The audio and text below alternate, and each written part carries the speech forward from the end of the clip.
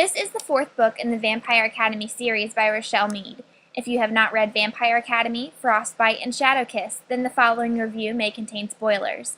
We do not post intentional spoilers in our reviews, but we still recommend reading the preceding novels before listening or viewing this video. Hi guys, this is Jessica with Chapter Chicks, and you guys have requested that I do sequel reviews. Darn you. And so now I'm going to do one, and I think the most popular sequel that I've read recently is Blood Promise by Richelle Mead. I know. This is an amazing series, and people go crazy over for it on the internet. But Blood Promise particularly was released August 25th of 2009 by Razor Bill. And it is the fourth book in the Vampire Academy series. There are 503 pages, and like I said, this is the fourth book in the Vampire Academy series. So you need to make sure you read the other books before you listen to this review. I know I already said that in a little thingy, but just making sure that you listen, because I'm going to try not to spoil, but you know how that goes. Ouch! Okay, so I didn't really want to read the spoiler or the synopsis because it has a crazy huge spoiler, and I don't want to spoil people. So I'm not going to read the synopsis in this book just because it is such a spoiler right there on the back. But you can find it at Goodreads, and there is a link on our blog to the Goodreads page for this. So basically, Richelle Mead has taken an insane story about vampires, created characters that you would die for, like you would actually die for yourself, and put them into a story that is so intricate and well written that it plays in your head like a movie. And there are a lot of books like that, but it's really hard to come across them. So basically, Blood Promise is a good book. It has a great author, and it is an amazing series that everyone needs to pick up. I probably really don't need to be saying this if you have picked up the first 3 books, because if you read up to the last book, then there's no way you didn't pick up this one, because the way it ends and the way the series is, you know by now that you'll like the series.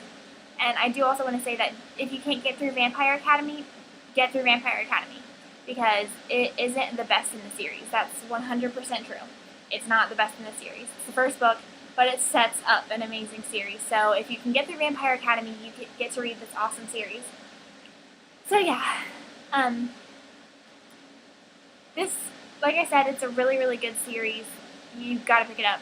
And the one thing I didn't like about this book is that even though it is huge, it is a series book. Like other books in some series, you can tell like they're standalone books basically, but they're still in the series. So like a lot of new stuff happens. It's not like one continuous story, and sometimes I like that and sometimes I don't. But this book, even though it's huge, is basically a bridge between the next 2 books. Not very much happens, but a lot of stuff does happen at the same time, and that's kind of complicated, I know. But like I said, it's a bridge. All this stuff is set off in the book that's before this, and I think that's Frostbite. No, it's Shadowkiss. Frostbite's number 2. But all this stuff is set up in Shadowkiss, and then there is this thing that needs to happen to get to the next book. Spiritbound is what I think it's called, but I don't know. But the next book after this book, the 5th book. And all this stuff is going to happen in the 5th book, and there needs to be an in-between without really giving away too much, and that's what this book is. It's kind of like, it ties up some loose ends, and it also sets up what else needs to happen. Even though it's so huge, it seems like this would be a big plot book, but it's really kind of like a bridge book, like I said.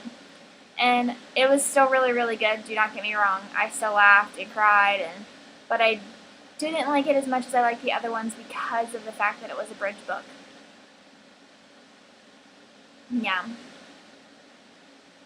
Although I did, or not although, but I did really like that Rose finally showed some weakness in this book, because in all of the other books she had been acting so strong, and the way that Mead writes, you really get a feel for the character's emotion, so it was nice to see this emotion out of Rose. And you, like, when something's wrong with Rose, something's wrong with you, and that's the way Richelle Mead writes, and that's the way, that's why I like to read it so much. But yeah, it got an 89 out of 100, which is a B, or a 4-star equivalent for me, so yeah. That's about all I have to say about this book, but definitely check it out. I cannot stress this enough for you guys. Check out Vampire Academy series. I know pretty much everyone already has, but if you're one of those rare people who haven't, this is not a vampire book. I know Gina, I asked her, we were going to do something with it, and I said, well, how about Vampire Academy? And she's like, no, I don't really like vampire books, but it's not really a vampire book. It is about vampires, but Richelle Mead makes up this whole new, like, crazy vampire world, and it doesn't focus on the fact that they're vampires at all. Like, it's not really about vampires. They're just vampires in it, and they're not really your traditional vampire. So if you haven't picked up Vampire Academy because you don't like vampire books, then still pick up Vampire Academy, because it's worth it. It's not what you're thinking it is. So yeah, that was my rant about Vampire Academy series and this book. And I cannot wait to read the next one. So yeah, thank you guys for watching. I'm Jessica with Chapter Chicks. This is my book review over Blood Promise by Richelle Mead. And this chapter was for you.